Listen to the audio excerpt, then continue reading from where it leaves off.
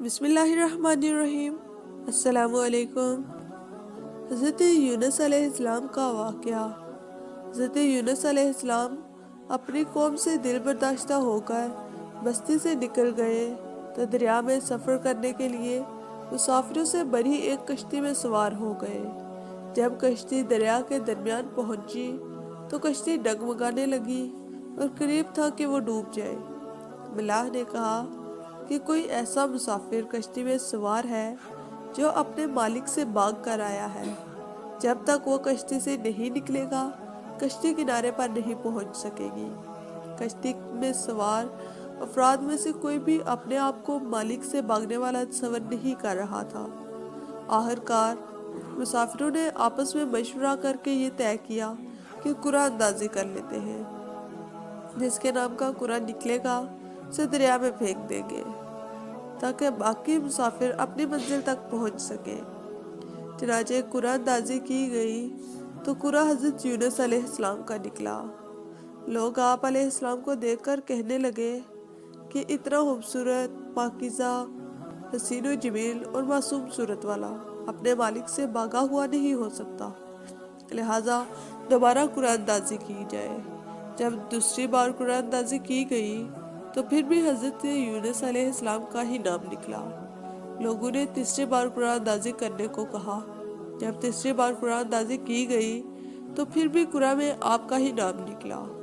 آپ علیہ السلام فوراً سمجھ گئے کہ آپ اپنے مالک سے بھاگا ہوا غلام ہیں، کیونکہ آپ اللہ تعالیٰ کی اجازت کے بغیر اپنی بستی سے نکل آئے تھے، لہٰذا آپ نے خود ہی دریا میں چھلانگ لگا دی۔ جیسے ہی آپ نے دریا میں چھلانگ لگائی، اللہ تعالیٰ نے دریا کی ایک بہت بڑی مچھلی کو حکم دیا کہ اپنا منہ کھول کر انہیں اس طرح نگل لو کہ ان کے گوشت اور ہڈیوں کو ذرا بھی نقصان نہ پہنچے۔ اس مچھلی نے منہ کھول کر حضرت یونس علیہ السلام کو زندہ سلامت نگل لیا اور دریا کی گہرائی میں چلی گئی۔ حضرت یونس علیہ السلام کی مچھلی کے پیٹ میں دعا۔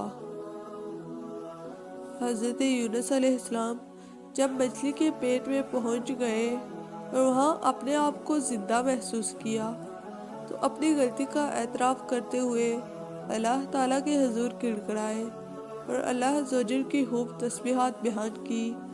جب آپ علیہ السلام نے اللہ تعالیٰ کی تسبیح کے ساتھ دعائیہ کلمات کہے تو اللہ عز و جل نے آپ علیہ السلام کی دعا کو فوراً قبول فرما کر آپ علیہ السلام کو غم سے نجات عطا فرمائی۔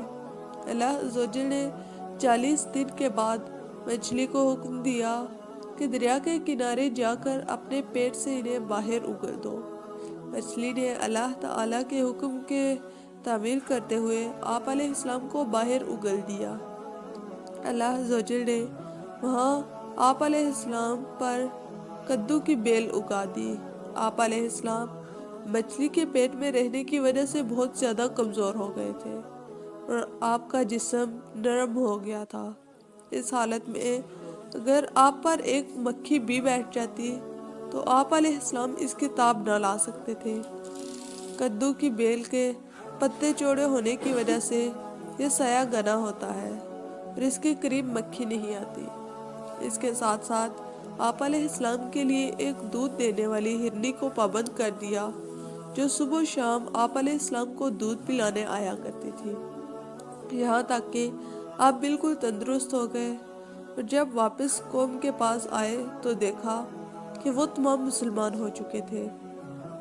فرمان الہی ہے، بس اگر وہ اللہ تعالیٰ کی پاکی بیان کرنے والوں میں سے نہ ہوتے تو لوگوں کے اٹھائے جانے کے دن یعنی قیامت کے دن تک اس مچھلی کے پیٹ میں ہی رہتے۔ آخرکار ہم نے انہیں ایک چنیل میدان میں ڈال دیا اور اس وقت وہ بیمار تھے اور ان پر سایہ کرنے کے لیے کدو کی بیل اگا دی۔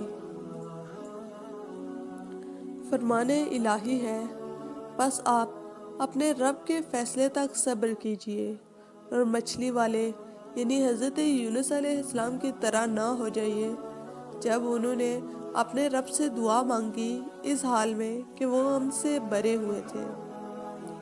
حضرت یونس علیہ السلام کی دعا فرمان الہی ہے، لا الہ الا انت سبحانک انی کنت من الظالمین۔